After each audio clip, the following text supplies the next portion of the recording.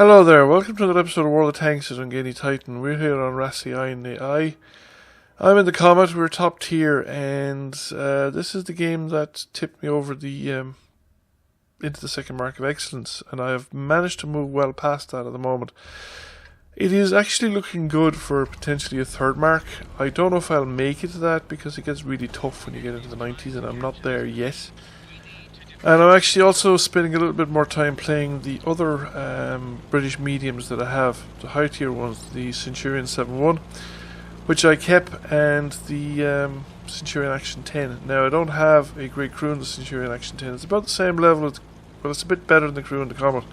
I think the crew in the Comet are on 80% in their 6th skill, whereas the guys on the Action 10 have the 6th skill, they just start at their 7th. The guys on the Centurion 7.1 actually have something like 10 skills because they were my original medium tank crew for the British. They were the British light tanks and then the British medium tanks when they swapped over when the cruisers became mediums with the Cromwell.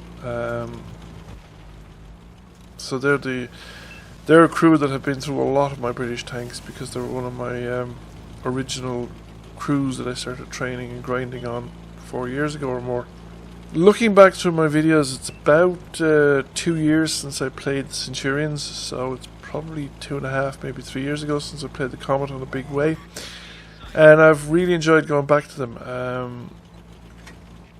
And actually, in terms of marks of excellence, the gaining of the second mark in the Comet has been one of the easier marks for me to gain.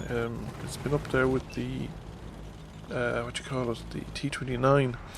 Much less difficult than either the American tank destroyers, the T-60s, and I don't know if I have 3 in the T-67, but the Hellcat and the T-25-2, which were much tougher tanks to gain the marks on at the time anyway. At least I found it a lot tougher. Spent the weekend playing on the American server as well, because I was there was a lot going on Friday and I didn't actually get to play World of Tanks until late at night. For some strange reason my internet seemed to be quite stable. It's actually very stable over the weekend, even late at night. I finished up playing most of the time actually late in the night and into the sort of the early morning.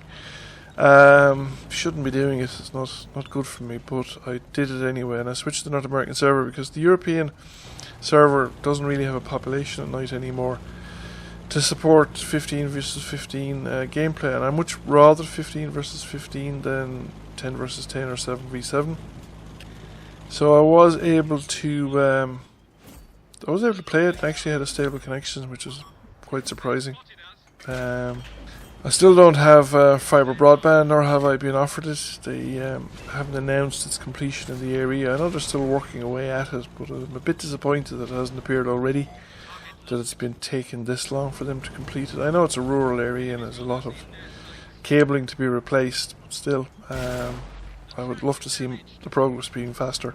So in terms of the game in front of us, well, we're being held up here. Things are actually not looking good for the team at the moment. We're being held up here by these couple of tanks, and the real problem is that IKV at the back, which is unspotted. And we're losing out the castle side, so I reckoned it was worth the risk, even though it was a big risk, to come out and try and spot that IKV-90B, because he's actually really making it impossible for the rest of us to push in on the other two light tanks. And now that I'm up here, he can't really run away. I think he's pretty much, there's no clean path from out of there that he won't be spotted on. If he does run away, so what? It means that we can deal with him later when we get rid of the other guys, and hopefully I'm going to put in a tracking shot here. He pulled back, but not quickly enough, and we've got enough left to keep him tracked and to take some health off him, and that makes the rest of this section much easier. The AMX makes a run for it and nearly gets away with it too, but managed to get a tracking shot in, and once he's tracked, that's it, he's pretty much doomed, and there's just the Skoda T-25 left.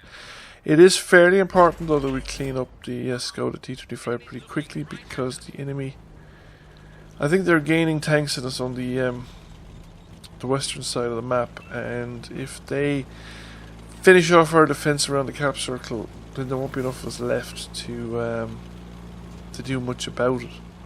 So it's fairly imperative that we clean up here reasonably quickly, and then we will have a pretty strong numerical advantage.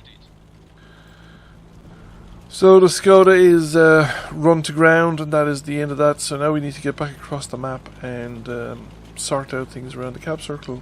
So it's still anyone's game, but if we can manage to get any kind of a cascade going, then the numerical advantage will start to tell, because the enemies are kind of all in a location, and the initiative therefore has switched over to our side. Now we're pushing forward here. Now I do get a bit carried away here. I get over eager and over anxious to do damage in order to maintain my my damage standing. Initially it's okay here. I mean, I'm shooting out this Tiger 131 and I'm not spotted. He doesn't know where I am, but he's pushing forward, and now he spots me. Now initially his gun is not pointing at me, which is fine, and he pulls in the way of the Tiger P behind, but he starts pointing his gun at me and I stay in location, whereas as soon as he pointed the gun at me I should have actually just bailed.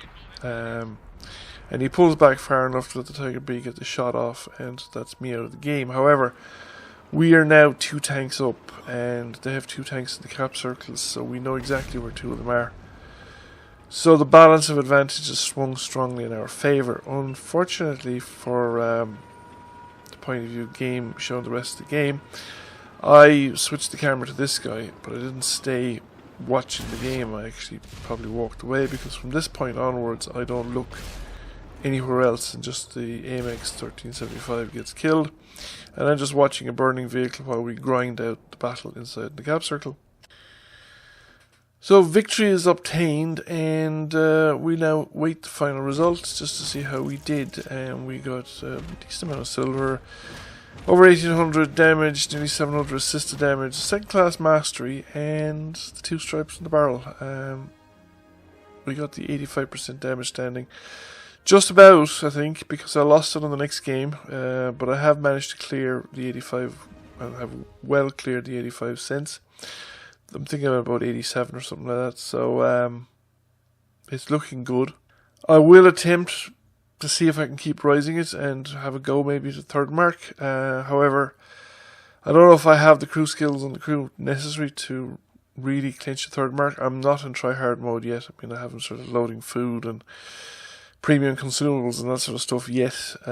Just doing it normally in normal gameplay. I don't really think it's worthwhile going into try-hard mode unless you can get fairly close towards the end, because otherwise you can get frustrated and it can become a real chore to grind through it, and that's not so much fun. It's one thing to grind through it as a chore the first time you get a 3rd mark of excellence, because it's a great confidence booster to prove to yourself that you can do it, at least on a tank that the playstyle suits you on. And that's pretty much the position I'm in, so I tend to let it fall fairly naturally now if I can. Thank you for watching. I hope you enjoyed the video. Please like and share. Feel free to subscribe if you've not already done so. Bye for now. Catch you again soon.